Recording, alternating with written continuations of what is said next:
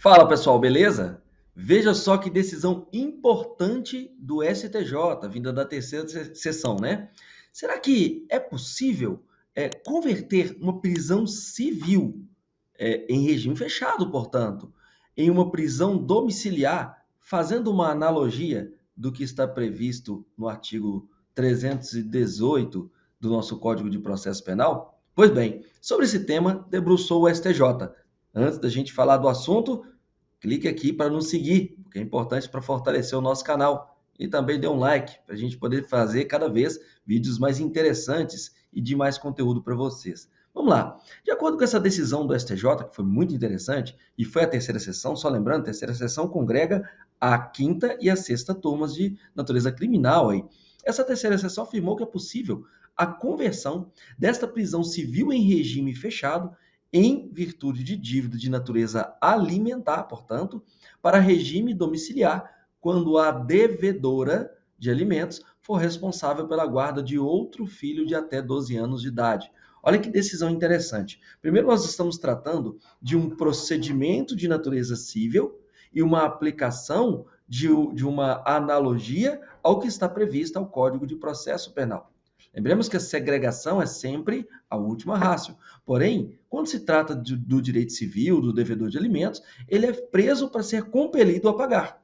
Mas o que se entendeu, de acordo com essa decisão, é a viabilidade da utilização do instituto da conversão de uma prisão, ou de uma prisão aí, por exemplo, cautelar, em um regime domiciliar, fazer a prisão do sujeito de maneira domiciliar. Isso vai acontecer em situações específicas, uma das quais é justamente quando a mulher tem filho de até 12 anos de idade incompletos. E nesse sentido, que está no artigo 318, inciso 5º do CPP, o que ficou assentado é que, sendo dessa forma, vai ser possível utilizar-se o instituto que está no CPP para fins de uma devedora de alimentos.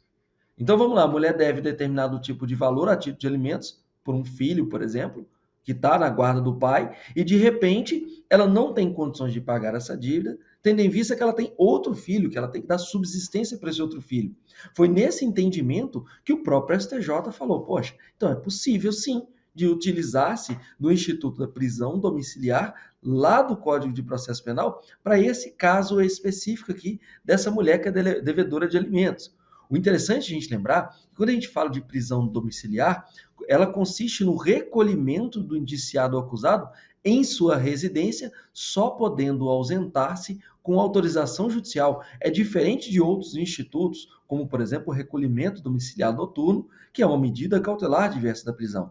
Quando a gente fala de prisão domiciliar, o sujeito efetivamente está preso, porém, em sua residência. Ele não pode sair dali. Portanto, há uma segregação efetiva. Foi nesse sentido que se utilizou para este caso específico, que teve lá o julgamento no STJ pela terceira sessão, para o caso em que a mulher é uma devedora de alimentos e tem essa circunstância específica de ter um filho de até 12 anos de idade incompletos, um outro filho, que ela vai ter que cuidar dele. Para a gente relembrar aqui, o artigo 318 do CPP, ele fala que o juiz poderá substituir a pena de prisão preventiva para prisão domiciliar para o agente que tenha mais de 80 anos de idade, para aquele que esteja extremamente debilitado em virtude de doença grave, para aquele que seja imprescindível ao cuidado de pessoas especiais,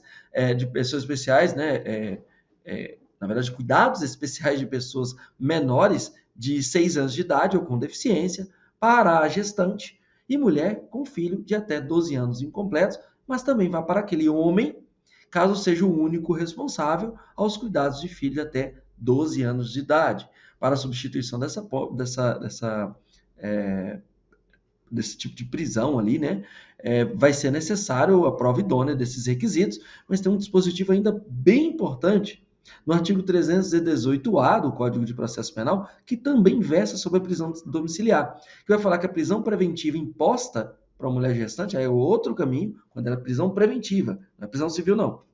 Quando a mulher é gestante, ou que for mãe ou responsável por crianças ou pessoa com deficiência, será substituída pela prisão domiciliar. Neste caso específico aqui, no artigo 318-A do CPP, ele não fala que poderá, ele fala será convertido, mas tem que ser casos específicos. não tenha sido crime cometido com violência ou grave ameaça à pessoa, não tenha cometido crime contra filho ou dependente. Mas o mais importante dessa decisão da terceira sessão do STJ é lembrar que é possível falar de analogia de um procedimento que estava tramitando no âmbito do processo civil, que é uma prisão civil, portanto, para entender que institutos do processo penal possam ser aplicados sobre essa situação, especialmente tratando de um benefício àquela mulher que é mãe de um filho que tem até 12 anos incompletos, que ela deixou de pagar eventuais alimentos ou pensão alimentícia aí, para um outro filho que estivesse